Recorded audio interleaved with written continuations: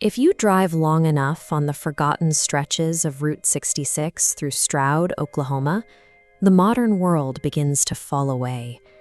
Every mile starts to look exactly like the last. Empty road, dying trees, and endless darkness. When a violent nighttime thunderstorm kills your GPS signal, that isolation becomes absolute. You're left with nothing but the rhythm of the wipers and the complete blackness beyond the headlights. Then, the Sunset Motel appears, a flickering neon refuge cutting through the rain. It's the only sign of life for miles. 10 cars sit in the parking lot, yet the pavement is silent. A 1967 Mustang, a faded cruiser, a pickup thick with dust.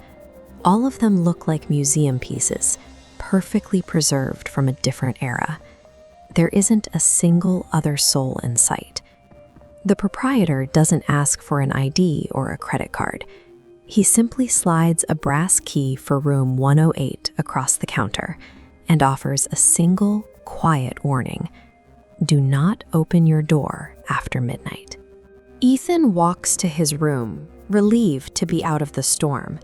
He believes he's safe behind a locked door, unaware the floor beneath him is vibrating with a frequency he isn't trained to hear. This land has a history predating Route 66. In the early 1900s, an occult group traveled here from British India, led by a man obsessed with rituals that used fear as a biological battery. They left behind an entity that survives by borrowing the voices of the dead. It waits in the darkness, mimicking the specific cadence of a mother or a child to coax the living out of their homes.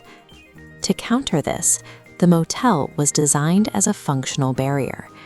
The architecture follows a specific geometric layout, with guest rooms forming a reinforced perimeter around the central office.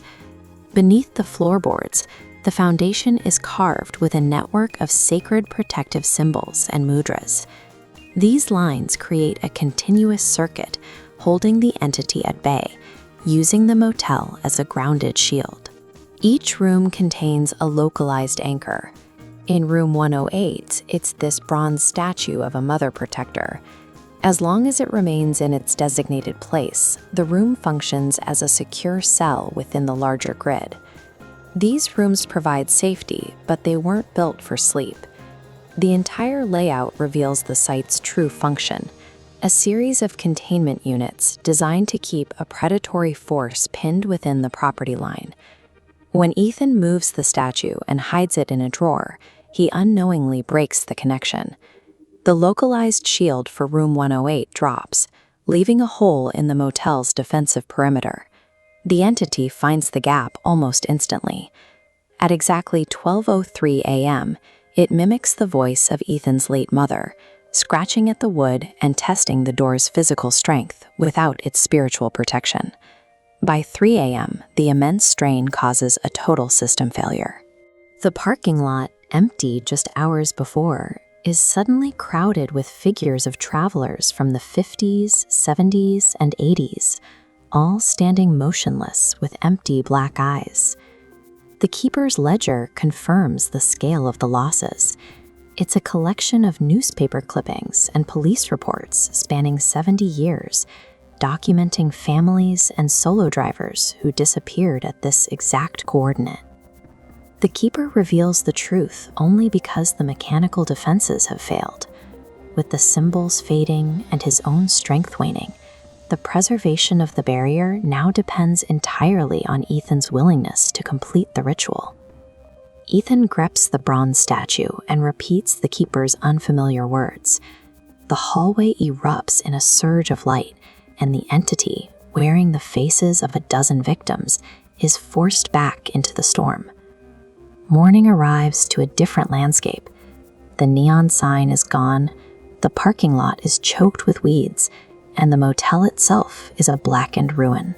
A highway patrol officer stops to tell Ethan the building actually burned down in 1983. The man Ethan spoke with was the final keeper, a ghost who remained on site for 40 years to maintain the machine he inherited from his grandfather. But the night wasn't a hallucination.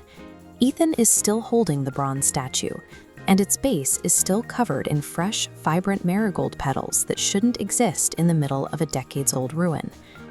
By keeping the statue and speaking the chant, Ethan has survived, but he has also accepted the job. He is no longer a guest. He is the entity's new jailer.